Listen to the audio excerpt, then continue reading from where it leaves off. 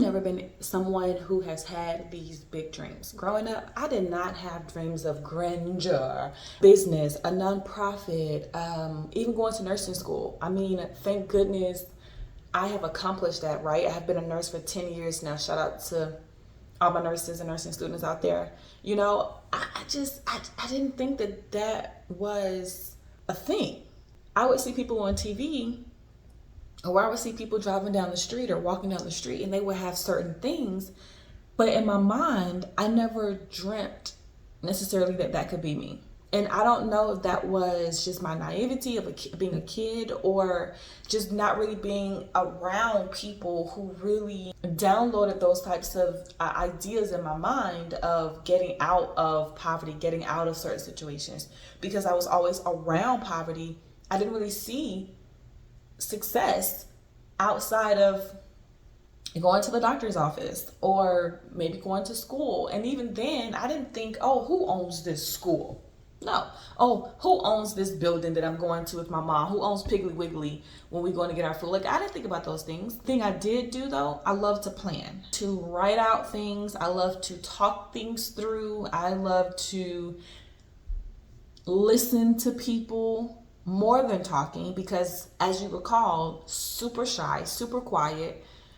And then somewhere along the way, I was spending time as I got older talking about what I wanted to do or what I wanted to see different in the world, in my job, in my home, in wherever, and I wasn't actually working towards them. I started to put in a little bit of work. I started to put in some research. I started to see, well, what is it that I really want to do? And it all stemmed from 2021, when I was just so done with the treatment, the disrespect, the not allowing people to grow and professionally develop, and the clearly I can see that this thing isn't working. I have an idea, I have the goals and the plans and the strategic processes to make these things work.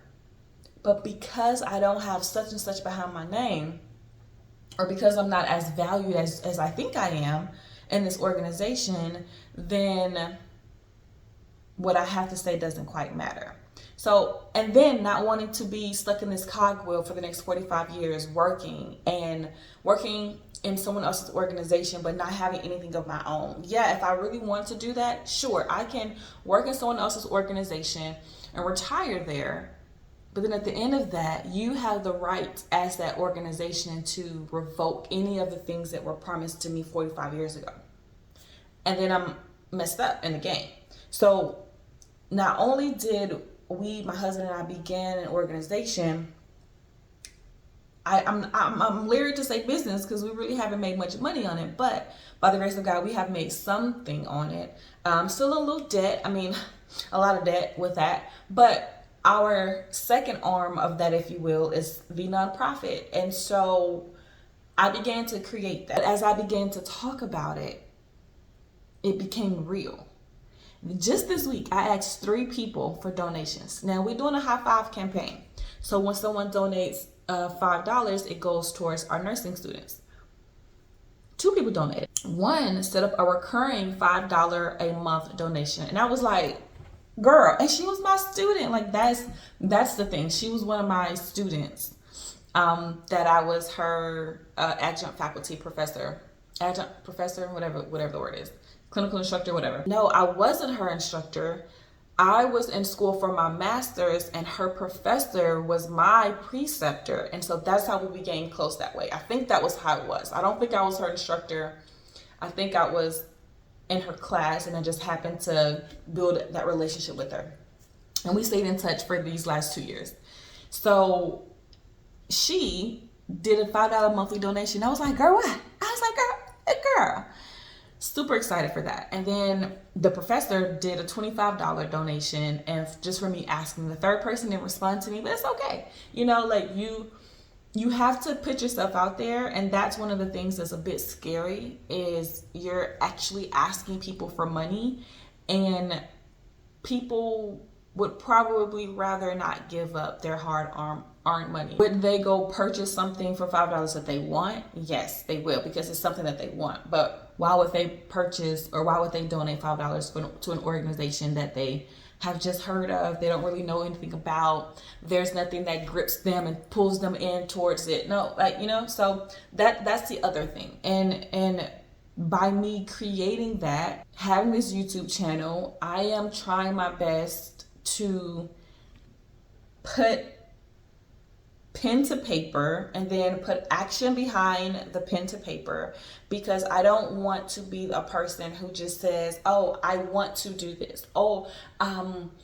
these are all the things that are wrong with healthcare, with nursing, with this, with that, and then I don't actually try to make a difference. Like, that ain't cool. That's not something that I'm interested in and contributing to. And I think that oftentimes we don't document the progress, or we at least don't talk about what it is that we're doing. How do we get to where we are? And you do have lots of YouTubers who do that, right? You have so many YouTubers who do show you from the beginning to the end, or not end, but to the current state of where they're at, from the rooter to the tutor, okay?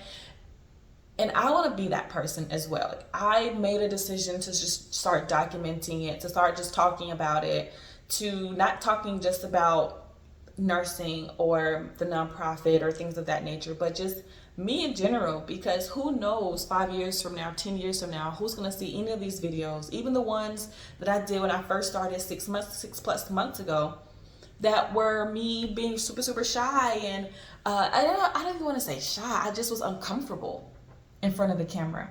And who's to say that those videos aren't going to help someone in the future? They may not be glamorous, they may not have all these jump cuts and videos and moving and this and that and songs and all these different things, because your girl don't have money for no videographer person to come in and, you know, edit social media YouTube videos. Like, I don't. But guess what? One day I will. And then they'll say, man, look at her from then, from 2025 to now, and all the things that she has accomplished and the woman that she's becoming. I can do that too. And it's not for clout, it's not for glory or any of those types of things. It's because I realize what I want to give back, the seeds that I want to sow, right, in the earth. And I can't do that just sitting in my little home, sitting quietly in a chair and being afraid to just really step out on faith. Nothing is perfect. I told y'all I have debt from purchasing a home.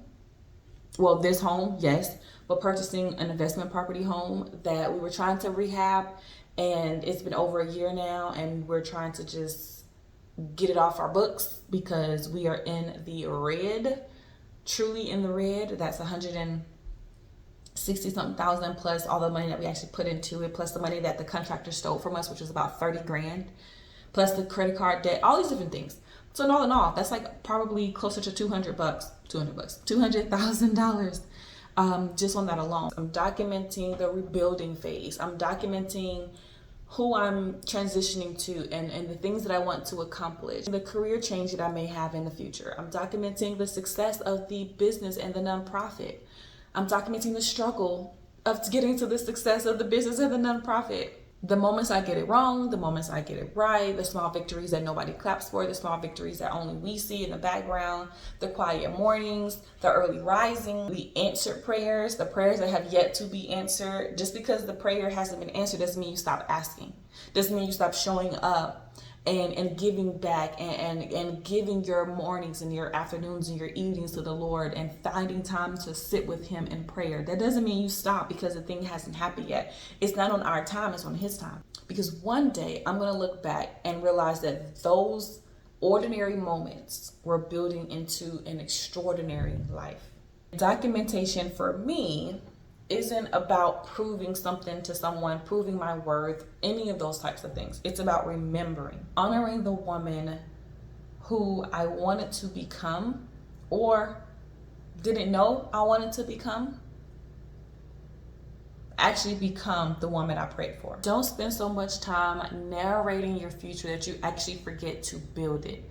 Document your life, celebrate your progress, take the pictures, start the YouTube channel, write the journal, record the videos, remember the journey, remember the path that it took you to get there. Not because Strangers need to see it, not because of the glory for other people. One day you're going to remember just how far you've come, and you're going to be so glad you did. All right, so until the next page, keep growing. Peace.